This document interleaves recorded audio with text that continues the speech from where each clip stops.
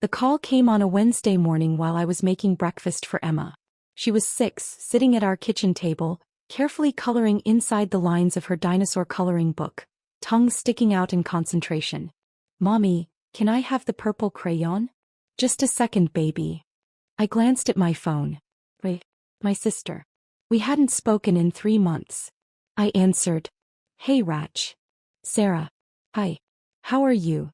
Her voice had that bright, artificial quality she used when she wanted something. "I'm good. What's up?" "So, I'm having my baby shower on the 23rd. It's going to be at the country club, really nice, about 60 people. Trevor's parents are flying in from Connecticut, and we've invited his whole executive team from the firm." "That sounds lovely. Congratulations." "Right, so, that's actually why I'm calling." She paused. "Trevor and I think it might be best if you didn't come." I stood very still. Emma looked up at me, sensing something in my silence. "I'm sorry, what?" "It's just, look, don't take this the wrong way, but Trevor's family is very traditional. Old money, very conservative values. And your situation, being a single mom, not married, the whole startup thing that never really worked out, it makes people uncomfortable. Trevor's mother specifically asked about family dynamics, and I just think it would be easier if I wasn't there." "Don't make it sound like that. It's one party, Sarah. I'll see you at Thanksgiving or Christmas or something. This is just, it's important to Trevor's career. His boss will be there. These are serious people and I need everything to be perfect." Emma was watching me now, crayon forgotten. I turned away so she wouldn't see my face. "Hey," I said. "Really? You're okay with it? You don't want me there?" "I won't come. Simple as that." "See?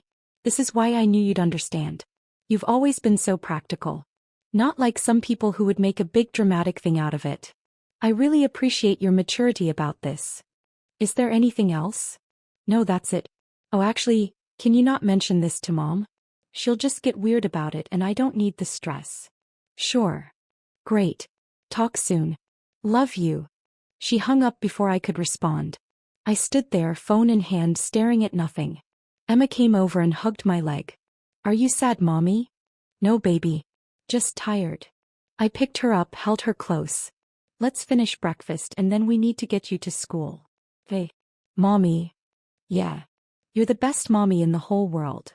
I kissed the top of her head, breathing in the strawberry scent of her shampoo. "You're pretty great yourself, kiddo. My sister Rachel and I used to be close. When we were kids we shared a room, shared secrets, shared everything. She was 2 years younger and I was the protective big sister who defended her from bullies and helped her with homework. Then we grew up and somewhere along the way we became different people. Rachel went to a good state school, got a degree in communications, married Trevor Chin right after graduation. Trevor was everything my parents considered important. Stable job in finance, good family, ambitious in a conventional way. They bought a house in the suburbs. Rachel got pregnant within a year. She did everything in the right order. I took a different path. I got pregnant at 24. Unplanned. The father was someone I'd been dating for 6 months. A graduate student who made it very clear that fatherhood wasn't in his 5-year plan. He offered to pay for an abortion. When I said I was keeping the baby, he was gone within a week. My parents were horrified. Not at him for leaving, but at me for making such a catastrophic life choice. "You're throwing your future away," my mother said. "No man will want you now," my father added. "Not with another man's child." Rachel had been more subtle in her disapproval. "Are you sure about this? It's going to be so hard. You'll be alone." But I wasn't alone. I had Emma and she became my entire world. I'd been working as a software engineer at a mid-sized tech company. Good salary, decent benefits, flexible work-from-home options. I took maternity leave, came back part-time and managed. It wasn't easy, but I managed. Then when Emma was 2, my friend Maya approached me with an idea. Maya and I had gone to MIT together. She was brilliant. A systems architect who saw patterns others missed. She'd been working on an AI-powered logistics platform that could optimize supply chains in real time, reducing waste and improving efficiency by significant margins. "I need a co-founder," she said. "Someone who can build the technical infrastructure while I handle the algorithms. Someone I trust." "That's you, Sarah." "Maya, I have a 2-year-old. I can't do a startup." "That's exactly why you should. You want Emma to see you playing it safe, Or do you want her to see you build something extraordinary? It was a good pitch. It worked. We founded OptiRoute with $200,000, her savings and mine combined. We worked out of her apartment for the first year. I brought Emma to the office. She napped in a playpen while I wrote code. She learned her alphabet on my laptop keyboard. My family thought I was insane. You quit your job? Mom was appalled. You have a child. You need stability. This is some fantasy, Dad said. Real businesses don't start in apartments. Rachel was the worst. I'm just worried about Emma. What kind of example are you setting? That it's okay to gamble with your child's security. But Maya and I built something real. We secured our first client, a mid-sized distributor who saved $400,000 in their first year using our platform. Then another client. Then 5 more. We raised a seed round. Then Series A. Then Series B. Family dinners became tense. Every time I mentioned the company, Dad would change the subject. Mom would ask if I'd met anyone nice lately, as if my value was still tied to finding a husband. Rachel stopped asking about OptiRoute entirely, as if acknowledging my success would somehow diminish her own life choices. 3 years in, we had 40 employees. 5 years in, we were at 120. Major corporations were using our platform. We were profitable, growing, getting noticed in the tech press. And then, 6 months ago, we got an acquisition offer. A massive logistics conglomerate wanted to buy OptiRoute. They saw what we'd built, the proprietary AI, the client base, the growth trajectory, and they wanted it. The number, $320 million. Maya and I owned 65% of the company combined. After investors took their share, after our employees got their equity payouts, Maya and I would each walk away with approximately $90 million. We negotiated for 3 months. Due diligence, legal reviews, structure, terms. The deal was set to close in 2 weeks. The announcement would go out the day after. Standard practice. TechCrunch, Wall Street Journal, all the major tech publications. It was already written, approved by PR teams on both sides, scheduled for publication. I hadn't told my family. Not yet. I wanted to wait until it was final, until the money was in the bank, until it was so undeniably real that they couldn't dismiss it or minimize it. I wanted Emma to be there when I told them. I wanted my 6-year-old daughter, the child they pitied, the reason I was supposedly throwing my life away, to see their faces when they realized what her single mom had built. But then Rachel called and uninvited me to her baby shower. After Rachel's call, I dropped Emma at school and drove to the office. Our building was in Soma, San Francisco. Nothing fancy but ours. The lobby had our logo on the wall. OptiRoute with the tagline, optimizing the path forward. Maya was already in the conference room with our lawyers. Hey, she said when I walked in. You okay? You look tense. Family stuff. It's fine. I sat down. Where are we? Final signatures today. Wire transfers execute Friday. Public announcement goes out Monday morning at 9 a.m. Eastern, 6 a.m. our time. PR is coordinated with the acquirer. We're officially done. Done. 8 years of work, countless sleepless nights, hundreds of pitched meetings, thousands of lines of code. Done. How do you feel? I asked. Maya grinned. Rich. I feel rich. And vindicated. Remember when everyone said we were crazy? I remember. My mom told me I was ruining my life. My ex-boyfriend said I'd never amount to anything without a real job. My college advisor said I was wasting my MIT degree. And now they're all going to read about this in TechCrunch and suddenly remember how they always believed in me. She rolled her eyes. What about your family? I haven't told them yet. Why not? This is huge, Sarah.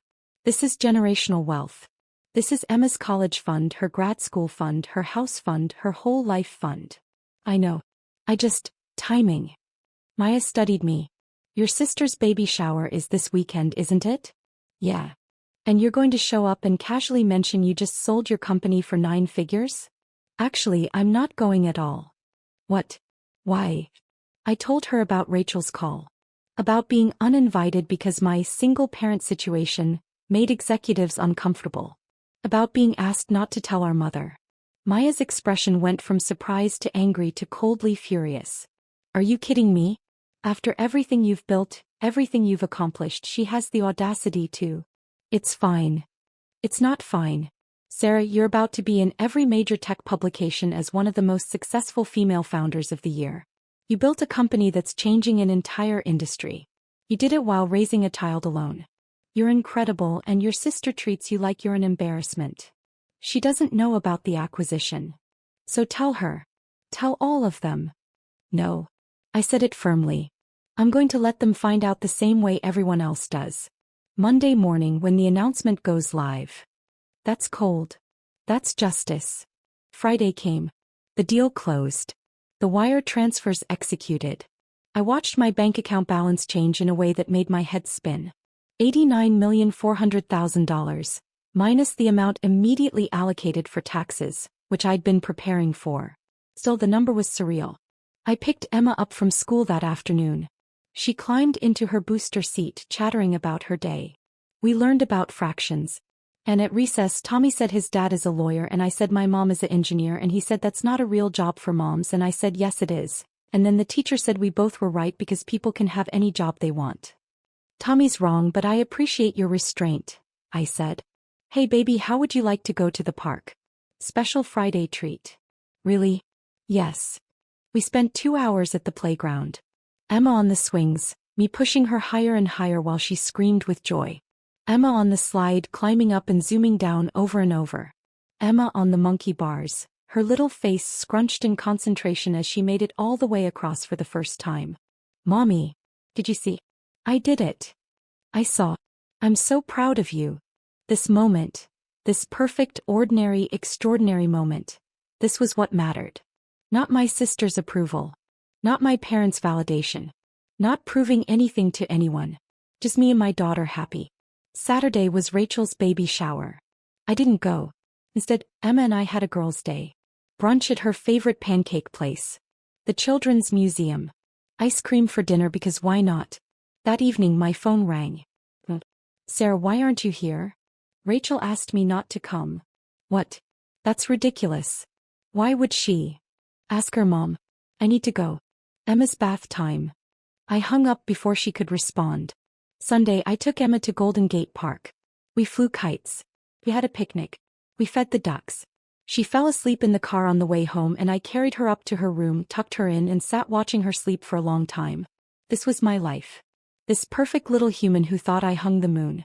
Who didn't care about country clubs or executive in-laws or whether I fit someone else's definition of success. Monday morning my alarm went off at 5:30 a.m. The TechCrunch article was scheduled to publish at 6 a.m. Pacific. I made coffee. I sat at my kitchen table with my laptop. At exactly 6 a.m. I refreshed TechCrunch. There it was. Top of the page. Opticane acquires Opterate for $320 million in AI logistics play. Single mom Sarah Martinez and co-founder Maya Patel exit 8-year-old startup in massive deal. The article was thorough. It detailed our founding story, our growth, our technology, our impact. It quoted Maya and me from a pre-written statement. It included photos, the professional ones we'd taken specifically for this announcement. And there, in paragraph 3, Martinez, a single mother who founded OptiRoute while raising her now 6-year-old daughter, represents a growing wave of female founders disrupting traditionally male-dominated industries. My phone started buzzing. One notification. 10, 20. LinkedIn messages. Emails. Texts from people I hadn't heard from in years. And then a call from Rachel. I let it go to voicemail. Another call. Mom this time. Voicemail. A text from Dad. We need to talk. Call me immediately. I turned my phone on silent and made Emma breakfast. By 8 a.m., my phone had 147 notifications. By 10 a.m. over 400. Maya called. Have you seen Twitter? We're trending. Trending, Sarah. I saw. Wall Street Journal picked it up. Forbes. Business Insider. We're everywhere. And the response is, people are calling you inspirational. There's already a hashtag. Hashtag single mom founder. This is insane. Yeah. You don't sound excited. I am. I'm just processing. Have you talked to your family yet? No. They've definitely seen it by now. I know. I finally checked my messages. Rachel had called 7 times. Mom 5. Dad 3.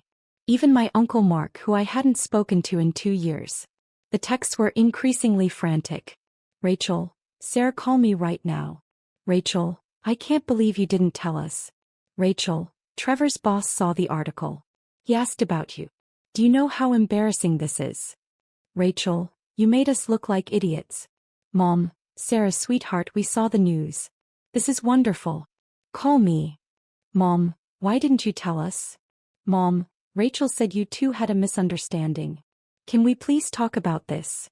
Dad, saw the TechCrunch article. Impressive. We should discuss your financial strategy. I have some contacts who can help. That last one almost made me laugh. Now he had contacts who could help. Now that I didn't need them. I responded to none of them. Instead I called my lawyer Richard Chin. I need you to draft a trust for Emma. Education, healthcare, housing, everything she'll need. I want it ironclad. No one can touch it except her when she turns 25. Already on it. I assumed you'd want that. What about the rest? Set aside what I need for living expenses and Emma's immediate needs. The remainder goes into diversified investments. I want to meet with your recommended financial advisors this week. Done. Sarah, congratulations. You built something remarkable. Thanks, Richard. Next I called Maya. Want to get lunch? Celebrate properly. Absolutely. Want to go somewhere ridiculously expensive? No. Let's go to that taco truck near the office. The one we went to every Friday when we were broke. She laughed. Perfect. The ambush came Tuesday afternoon. I was at the park with Emma when they showed up. Mom, Dad, and Rachel. They must have figured out my routine because there was no way this was coincidence. Sarah. Mom's voice was bright, forced. What a surprise.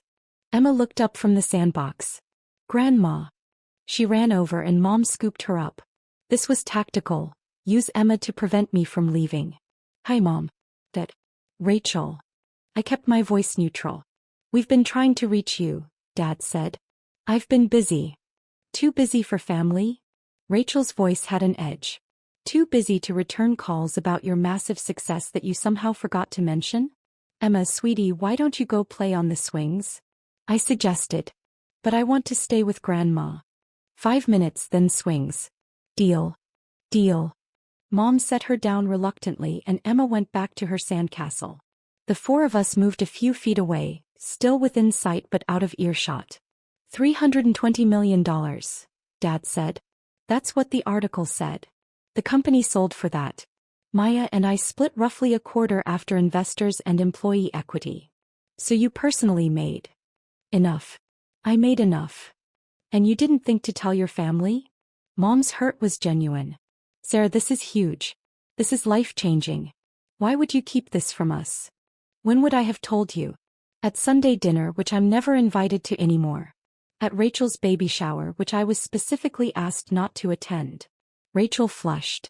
That was, I can explain. You said my single-parent situation made people uncomfortable. You said Trevor's in-laws are executives and traditional. You said I'd be an embarrassment. I didn't say embarrassment. You didn't have to. It was implied. You've been implying it for 6 years, Rachel. Every time you talk about Emma and me, there's this tone. This pity mixed with judgment. Poor Sarah, knocked up and abandoned, struggling with her little computer job. That's not fair, Mom interjected. We've always supported you. Have you? I looked at her. When I got pregnant, you told me I was throwing my life away. When I started OptiRoute, you told me I was being irresponsible, gambling with Emma's security. When I mentioned the company at dinner, you changed the subject. When I talked about growth or funding or clients, you looked bored. We didn't understand what you were doing, Dad said. You didn't try to understand. You didn't ask questions. You decided 8 years ago that I was a cautionary tale and nothing I did could change that narrative. This is ridiculous, Rachel said. You're being dramatic. We're happy for you. We're proud of you. Isn't that enough? No. I said it quietly but firmly. Because you're not proud of what I built. You're proud of the number attached to it. You're proud because now I'm successful in a way you can brag about. Now I fit your narrative. Sarah. Trevor's boss asked about me, didn't he? At the baby shower. Rachel's silence was confirmation. He saw the article. Maybe he'd heard of OptiRoute already. We have major clients. He asked if you were related to Sarah Martinez, the founder. And you had to say yes, the sister you didn't invite because I made people uncomfortable. How did that feel? It was humiliating, Rachel said quietly. Good. Mom gasped. Sarah. No, Mom. I spent 6 years being humiliated by this family. 6 years of being treated like my life choices were something to be ashamed of. 6 years of watching you celebrate Rachel's conventional success while treating mine like a hobby. You don't get to be upset that I let you discover the truth the same way the rest of the world did. We're your family, Dad said. Family tells each other things. Family supports each other. Family shows up. Family doesn't uninvite you to baby showers because you're inconvenient. Emma called out from the swings. Mommy. Push me. Coming, baby. I turned back to them. I need to go. Sarah, wait. Rachel's voice cracked. I'm sorry. I'm sorry I uninvited you. I was wrong. Trevor's family, they're intense, and his mother made some comments about family image, and I panicked. I thought it would be easier if you weren't there. I didn't think about how that would make you feel. You didn't think about me at all. That's the problem. Can we fix this? Please? I don't want my baby to grow up not knowing their aunt. That hit differently. The baby. My future niece or nephew. An innocent person who didn't deserve to suffer for adult conflicts. I don't know, I said honestly. I need time. How much time? However much I need. And Rachel, if you want a relationship with me going forward, it can't be conditional. It can't be based on whether I fit into your social narrative or whether my success makes you comfortable. It has to be real. Can you do that? She nodded, tears in her eyes. I'll try. Trying isn't enough. Either you see me as I actually am, all of it, the successes and the struggles and the choices you disagree with, or you don't see me at all. There's no middle ground anymore. I walked away before she could respond, before any of them could respond. I went to Emma and pushed her on the swings, listening to her laugh, focusing on the only thing that mattered. Behind me, I heard my family leave. No dramatic goodbye. They just left. Wednesday morning, I woke up to an email from Trevor. Subject: personal apology. I wanted to reach out directly to apologize. I was the one who pushed Rachel to uninvite you from the baby shower. My parents are old school and my mother made comments about family presentation. And instead of defending you, I let Rachel take the fall for a decision that was ultimately mine. I've read about OptiRoute. I've read about what you've built. I showed the articles to my parents and they're mortified. My mother specifically asked me to convey her apologies. She said, and I quote, I judged someone's worth by their relationship status instead of their character and accomplishments. That was ignorant and cruel. For what it's worth, my boss was incredibly impressed when he learned you're Rachel's sister. He asked if you'd be willing to meet with him about your AI logistics platform. Apparently his company has been looking into similar solutions. I told him I'd ask, but I'd understand if you told me where I could stick that request. I'm sorry. I was a coward and I let my wife take the blame for my prejudice. Trevor. I stared at the email for a long time. Then I forwarded it to Maya with a single comment. Thoughts? She responded immediately. Take the meeting. Not for him. For you. OptiChain doesn't have exclusive rights to your expertise. Consulting could be huge. Also, make Trevor's boss pay premium rates. He was right. This wasn't about Trevor or Rachel or revenge.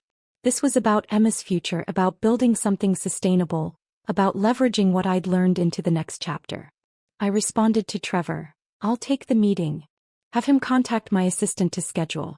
This is business, not personal. Thursday I got a call from a Forbes producer.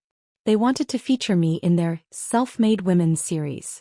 Would I be willing to do a profile interview?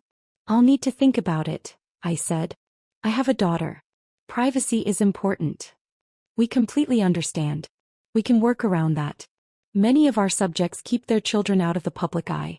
But Sarah, your story is inspirational. Single mother, tech founder, major exit. You're exactly the kind of example young women need to see. I'll consider it. Send me the details. After I hung up, Emma wandered into the kitchen. Who was that? Someone from a magazine. They want to write about Mommy's company. Because you're smart? I guess so. You are smart. You're the smartest mommy ever. I pulled her into a hug. Want to know a secret? Yes. You made me smart. Everything I learned, Everything I built, I did it because I wanted to make you proud. You're my inspiration. Really? Really? She hugged me tighter. I'm always proud of you, Mommy. Even when you're not in magazines. That night, after Emma was asleep, I sat down and wrote an email to my parents. Mom and Dad, I know you're hurt that I didn't tell you about the acquisition. I understand that from your perspective, it looks like I deliberately excluded you from something major in my life. But from my perspective, I've been excluding myself from your lives for years. Because every time I tried to be included, I was made to feel like I didn't measure up. When I was pregnant with Emma, you told me I was ruining my life. You didn't help me prepare. You didn't celebrate with me. You mourned my choices like they were tragedies. When I started OptiRoute, you didn't ask about it. You didn't learn what it did or why it mattered. You dismissed it as a phase, something I'd abandon once I got serious about life. For 8 years, I built a company while raising a child alone. 8 years of late nights and early mornings, of pitching investors while Emma slept in a carrier, of writing code during nap times, of balancing client meetings with parent-teacher conferences. It was the hardest thing I've ever done and the most rewarding. And you never asked about it. Not really. Not in a way that suggested you actually wanted to know. So when the acquisition happened, when I had this massive life-changing success, why would I tell you first? So you could claim credit? So you could suddenly decide my choices were valid? So you could brag to your friends about your successful daughter, the same daughter you've been pitying for 6 years? I don't need that validation anymore. I know what I've accomplished. Emma knows. Maya knows. The people who actually supported me through this know. If you want to be part of my life going forward, I need you to understand something. I don't need you to be proud of my success. I need you to respect my choices, even when they don't align with your expectations. I need you to see Emma not as evidence of a mistake, but as the catalyst for everything good in my life. Can you do that, Sarah? I didn't expect a response right away. I sent it and went to bed. Friday morning, I woke up to a text from Rachel. I told Trevor's parents the truth about the baby shower. That I uninvited you. His mother wants to apologize in person. Would you be willing to have coffee? Just the two of you, no pressure. I almost said no. But then I thought about the baby Rachel was carrying. My future niece or nephew. Did I want to build walls that would affect that child? I texted back. Maybe. I need to think about it. An hour later, Mom called. Sarah, I read your email. Okay. You're right. About all of it. Your father and I, we had this idea of how your life was supposed to go, and when it went differently, we couldn't adjust. We saw Emma as a complication instead of a blessing. We saw your company as a risk instead of an opportunity. We were wrong. Mom. Let me finish. Please. She took a breath. I'm proud of you. Not because you sold a company for a lot of money. I'm proud because you took a situation we told you was impossible and you made it work. You raised an incredible little girl while building something from nothing. You proved us wrong, and instead of being happy for you, we made you feel like you had to do it alone. I did have to do it alone. I know. And I'm sorry for that. I can't change the past, Sarah. But I'd like to be part of your future. And Emma's future. If you'll let me. I looked out the window at the San Francisco skyline. Emma was still sleeping. The apartment was quiet. This moment, this offer of reconciliation, felt fragile, like something that could shatter if I handled it wrong. I need you to understand something, I said. Emma and I are a package deal. You don't get to have a relationship with me while still treating my daughter like she's somehow less than because of how she came into the world. I would never.